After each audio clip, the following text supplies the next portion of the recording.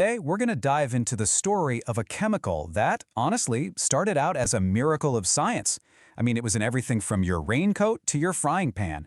But it became this global contaminant, something that's now found inside almost all of us. This is the story of C8. It's toxic, it's everywhere, and it lasts forever. You know, when a government agency like the EPA uses words this blunt, you know the situation is serious. And that's exactly how they described a man-made chemical that quietly became a part of our daily lives, often without us having any clue. How did a chemical that was designed to make our lives easier end up inside of us? Well, the answer doesn't start in some high-tech lab or a corporate boardroom. It starts on a family farm in West Virginia with a man who just noticed something was terribly wrong with his cows. The first clues that would end up unraveling this massive contamination story didn't actually come from scientists. They came from the strange and really tragic things that started happening on the Tennant family farm. It all began with a farmer, a guy named Wilbur Tennant, who saw his cattle getting sick and then dying in really alarming numbers. He had a gut feeling that the creek his cattle drank from was poisoned, and he was right.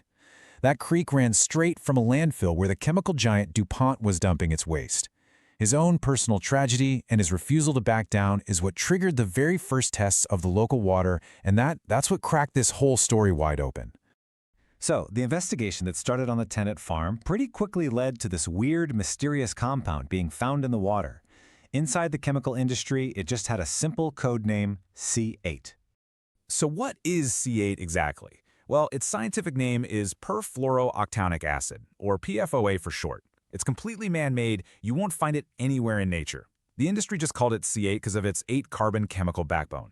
Now, its superpower was its ability to repel both oil and water.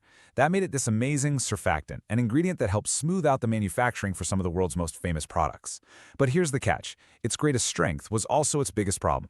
It is incredibly stable. The bond between carbon and fluorine is one of the strongest out there, so it just doesn't break down, ever. Okay, this is a really important point because a lot of people get this mixed up. C8 is not Teflon. Not the same thing at all. The best way to think about C8 is like a helper chemical. Kind of like a soap, you know? It helps mix all the ingredients for the nonstick coating so they go on smoothly instead of getting all clumpy. It was absolutely essential for making Teflon, but it was never ever supposed to be in the final pan that you'd go out and buy. The Teflon itself, that's a totally different chemical. So, just to be clear, your pan doesn't have C8 in it, but for decades you literally couldn't make it without C8.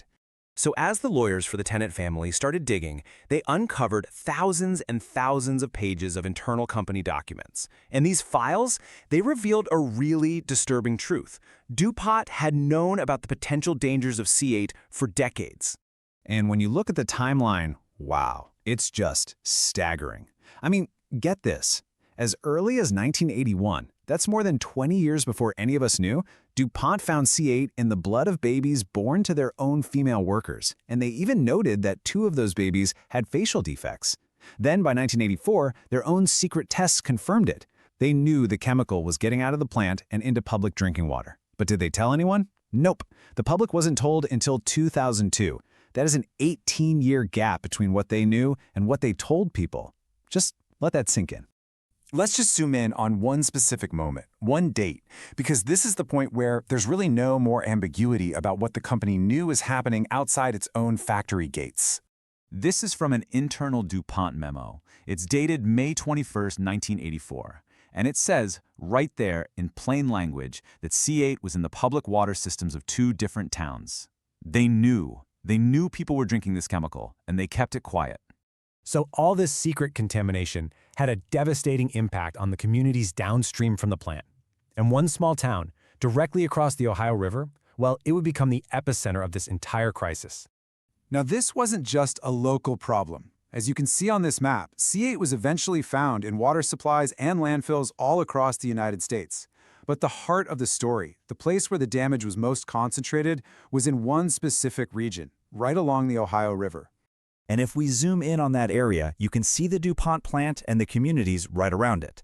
The one we're going to focus on is Little Hocking, Ohio. It's located directly across the river from the plant's smokestacks.